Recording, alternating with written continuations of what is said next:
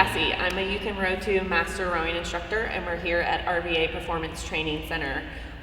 Going to go over 4 of the kind of key positions in the rowing stroke that you should understand what these words mean, and the sequence of body positions that's going to allow you to be the most powerful in your rowing stroke.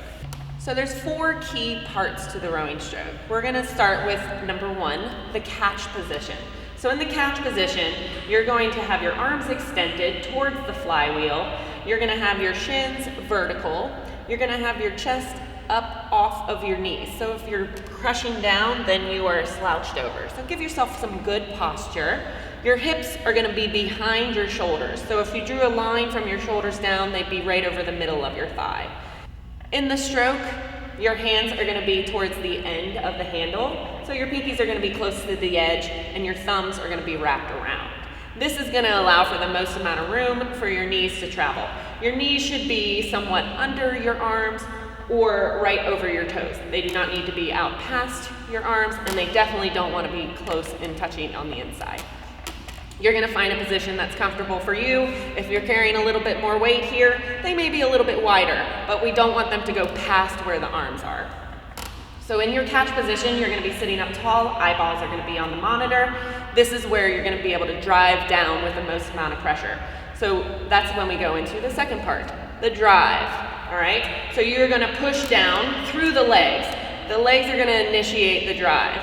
And the legs are going to do 60% of the work here in the entire stroke. So your legs are going to drive down, the momentum will continue into a body swing back, which is going to be about 30% more of your stroke, and then your arms just do that last 10%.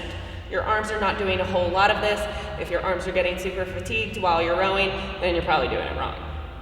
When the hands come in, they are not going to stop. They're just going to come right back out. So this takes us to number 3, the finish.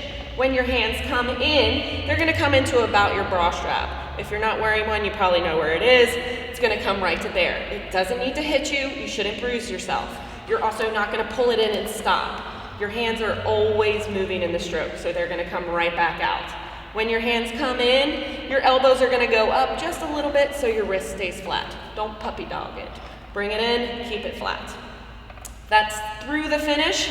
The arms are going to come away into a release. As they come away, the next thing that happens is you're going to close the hips back up. When you close the hips back up, this has to happen before your knees bend. You can note that my hands are over my shins. I am not bending my knees until my hands are here. You will mess this up, all right? So bring it in, the hands come away, the body comes over. Now I can bend the knees. I've made room for my knees to come up inside this box, and I can bring it back up into the catch. That part of the stroke is the 4th part. That's the recovery. So back here into the release, the arms come away, the body comes over, and the legs come back up to the catch. It's called the recovery because that's where you recover. No work is done there. You are just resting and preparing for the next stroke. That's why rowing is so awesome, because I do a really hard thing and then I get a break. So from the top, we've got a good catch position, drive down with the legs, swing the body open, pull in the arms. The arms come back away, the body comes over, back up to the catch. If you want a mantra, you can say this in your head. Legs, body, arms, arms, body, legs. And repeat it about 500 times. And there's your day. Legs, body, arms, arms, body, legs. When you start to add a little bit of pressure, you're going to hear that flywheel start to pick up a little bit. If you can remember those 4 body positions, the catch, the drive, the finish, and the recovery, then you're going to have a lot better rowing stroke. If you can follow that sequence of body positions, then you're going to have a much better stroke, and you're going to be able to apply more force every time that you row. So catch, drive, finish, recovery. That's all you need to know how to row.